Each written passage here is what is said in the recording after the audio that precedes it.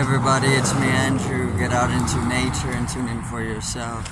Resonate with the Earth's electromagnetic field via 432 hertz, the universal frequency. So today I wanted to go over death and rebirth and being willing to die, right? So this is obviously of a feminine quality. This is femininity, the willingness to die, right? And death is the liberation, right? Because you're freed up. You're everything's let go. There's nothing to hold on to, right? It's like holding on to the rope, right? But the rope begins to burn you, or it begins to damage you the more that you hold on to the rope, right? So you could just let go. And this is death. This is a way to actually induce your own death. And with the death comes a rebirth, right? So you're born as the ego. And this is just a shell. This is the mask, right? The ego is just a very, very minute dimension and a very minute entity within that. Right, so the ego is just identification, false identification at that, because we like to attach ourselves to false identifications. I identify myself as something that is not actually of a truth or within the truth. The one truth comes with something experientially universal, right? So the moment that you're able to experience something more universal is when you are coming closer to a more authentic identification, if any, right? So you're making identities all day, right? People are telling you what to identify with. Everything is feeding you identifications, right? So you have to really be able to cut through the process itself of developing identities, so that you can create some distance for resonation.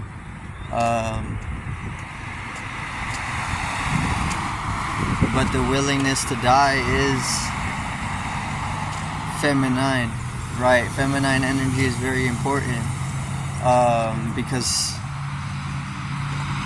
there's two energies, there's two polarities of energies. These are imaginary and only exist within a certain dimension of conception, but they can be processed through, right? Really, it's just one energy. And death actually isn't something that even happens.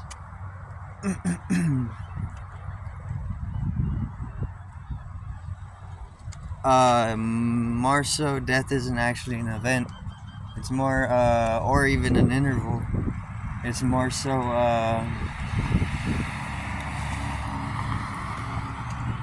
more like a receding, or just a process of transition or transformation, right? Because whenever the body can no longer be occupied as a vessel, inhabited, you shift into another vibrational plane. This is all that's happening during death. It's just that you're losing your awareness because you didn't develop your awareness in the life to the point where you're able to hold it through your death. Like falling asleep.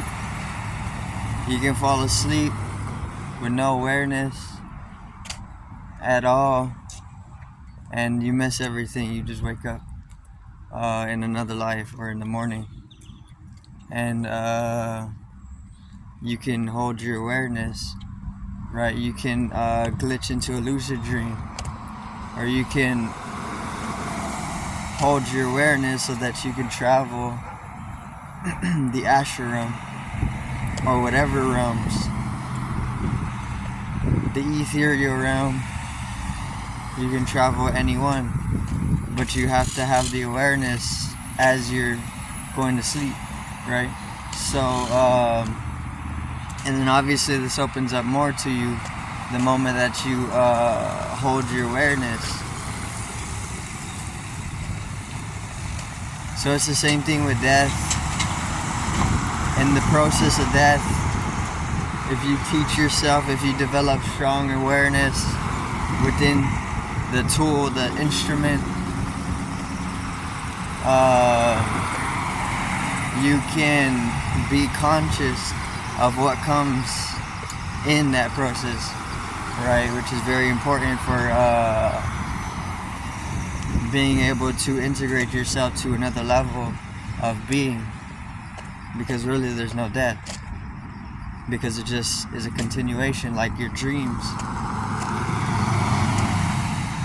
Once again, you fall asleep. If you have no awareness, you just wake up in the morning. Or you just wake up the next day, right? But if you can hold your awareness, you can lucid dream, you can do a lot more in a whole nother dimension, right? Which is what your dreams are all about. So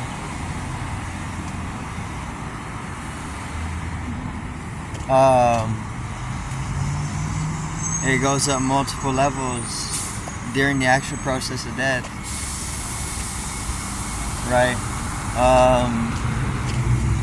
So that's an investment, being able to develop your consciousness to that point, which is what we're all supposed to be taught to do. We're actually currently being taught this by nature.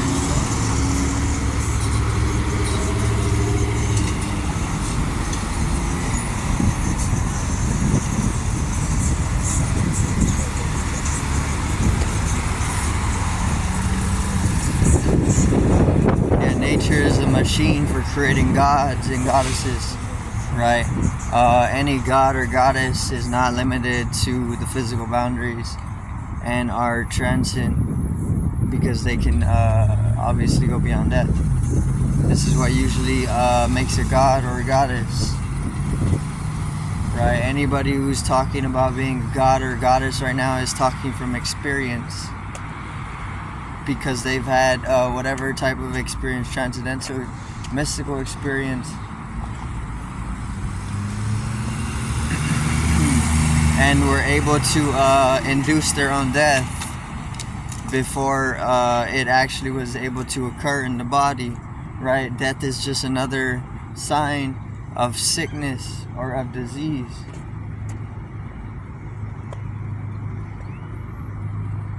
Right, this is when you start getting more into eternal life. There actually is no death. Once again, it's not an interval or an event. This is just all transformation of energy. And energy is eternal. It's all electromagnetic energy, which is just consciousness. Consciousness is eternal. Your consciousness fluctuates at a higher wave when the body is developing disease to the point that it can no longer be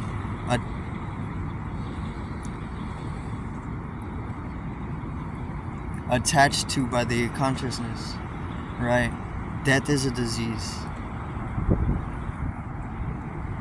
It's only a sign of the body growing weak because it's not being taken care of properly.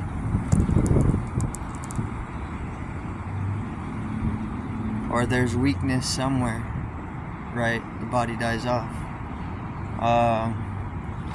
But once again, life is eternal, so you can take it whatever way. You can live thousands of years in one body.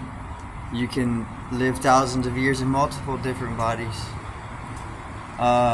It doesn't. It matters for different types of things, but on one level, it's meaningless as well, right? So let me see. That's the rebirth. The rebirth is the rebirth comes with the death. The death is letting go, right? Death of the ego. You're born as an ego. You have all this different stuff that is polluting your system. This is where the disease is. The pollution is the various different conditions and whatnot that is layering your interiority, right? This is what tricks you into thinking that you need to die, period. And then it continues to tell you that you need to die in certain way, right? You need to die out in the hospital. You need to be fed all sorts of different medications so that you can, pass away leisurely or pleasantly, but all this is just it's all bullshit. They're just telling you that because it fuels a certain system or supports a certain system so that it can continue renewing itself and they can continue with that whole thing. But it just takes one person to liberate themselves from it, and then that creates a ripple effect, right? And multiple people are already on this. Multiple people already know about that, right? So